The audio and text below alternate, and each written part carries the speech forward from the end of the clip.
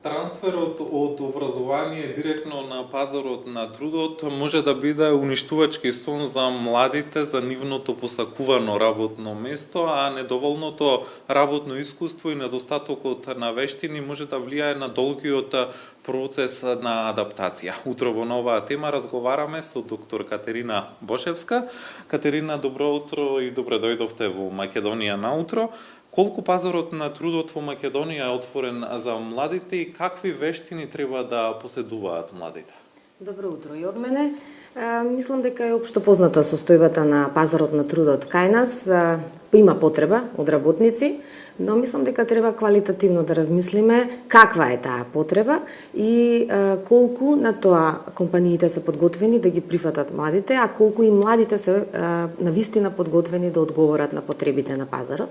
Убавината на пазарните релации што некако сами се дефинираат тие односи, бидејќи потреба има, мислам дека станува збор за едно меѓусебно прилагодување на тоа која е потребата на компаниите, а што е она што го очекуваат младите. Младите имаат една карактеристика да во денешно време бидат нетрпеливи и да сакаат успеси веднаш, додека пак компаниите се уште предпочитаат постепен развој, предпазливост кон своите трошоци и ориентираност кон резултати. Така, како менаџерка со долгогодишно искуство, според вас какви професии најчесто избираат младите во Македонија? Во денешно време младите сакаат креативност, генерално се гледаат на работни позиции каде што немаат ограничувања во тоа како ја извршуваат работата, сакаат да го дадат своето мислење и тогаш кога никој не го очекува тоа од нив, што е сосема нормално. И пак ќе кажам, компаниите навистина треба да се прилагодат на овој сон на младите, да бидат искажани, да бидат слушнати, затоа што токму таа креативност може да биде многу корисна за компаниите. Нашата држава се соочува со една од најголемите стапки на младинска невработеност во Европа, а од друга страна пак забележително е иселувањето на младите од Македонија во изминативе години. Како да ги задржаме младите во нашата земја? Па дел од одговорот веќе го кажавме. Она што е по мене исто многу значено се условите во кои што работат младите.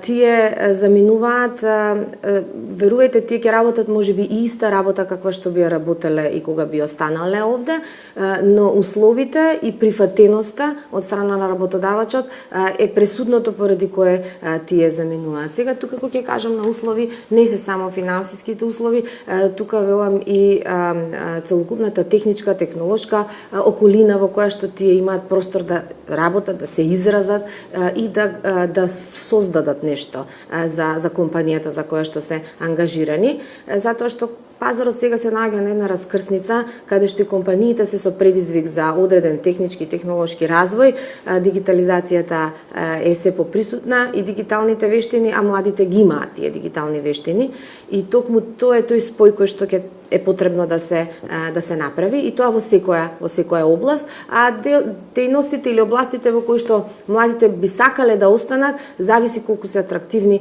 колку се развиени, колку навистина има технологија и дигиталност во истите, за да може тие да го искажат своето знаење што го носат природно за технологија и за дигитализација. Кои се последиците за економијата од ваквиот тренд на иселување на младите?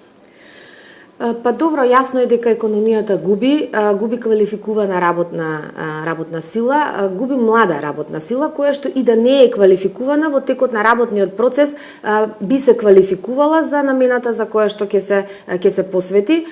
Тоа е најголемата загуба, можноста да се профилира еден кадар во насока која што е потребна за да се развие и нашата економија. Тука е најголемата загуба затоа што преквалификацијата на веќе постоечка работна сила е многу тежок процес и обично оди со една психолошка компонента на тоа да биде прифатено, додека кај младите нема потреба такво нешто, младите се спремни да учат нови нешта, само се потребни условите да бидат погодени за тие да се изразат и да останат. Не треба многу, пак ќе кажам, не треба многу. Факт е дека не се сјајни работите веќе и во другите земји, па и во развиените земји. Тоа треба ние како економија да го искористиме, мудро да го искористиме и да работиме по-интензивно токму на овие процеси на автоматизација, дигитализација на оние услови во кои што би сакале да им понудиме на младите да останат дома. Катерина, за крај на нашиот разговор, дали сметате дека образованието треба да се прилагоди на барањата и потребите на пазарот на труд или потребни се и други мерки? Да, интересно прашање. За ова долги години се зборува и во светот на бизнисот за потребата да се прилагоди образованието. Нас дефинитивно ни е потребна реформа во образовниот систем. Ме радува тоа што конечно се работи на тоа. Јас кога зборувам за реформа овде пред се мислам за начинот, повторно ќе кажам квалитативно. Кај мене сметам дека проблемот е во квалитативниот пристап во секоја област. Кај нас квалитативниот пристап во тоа како се изведува образованието. За да биде интересно образованието за младите, па од тука да почнеме да ги профилираме за работните места кои што ни се потребни, треба и образовниот процес да биде интересен во таа насока. Значи интересни содржини, начинот на кој што се пласираат содржините и јас тука морам да алудирам на интерактивноста. Младите пак ќе завршам со тоа што го почнав, сакаат да бидат слушнати и сакаат да бидат дел од решението и мора да им се овозможи тоа дури во образовниот процес, тој да биде поинтерактивен и повеќе да ги вклучува, а секако потребни се и други мерки на ниво на економија, измени во законска регулатива, да им се овозможи на младите да можат и порано да влегуваат во работниот циклус.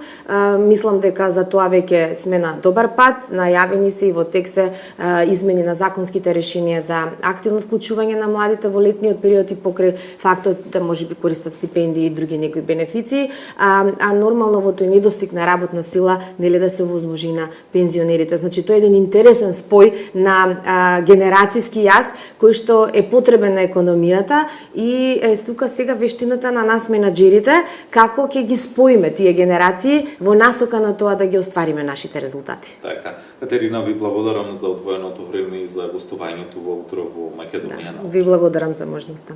Разговаравме со доктор Катерина Бошевска. Наша тема беше токму младите на пазарот на трудот. Благодарам.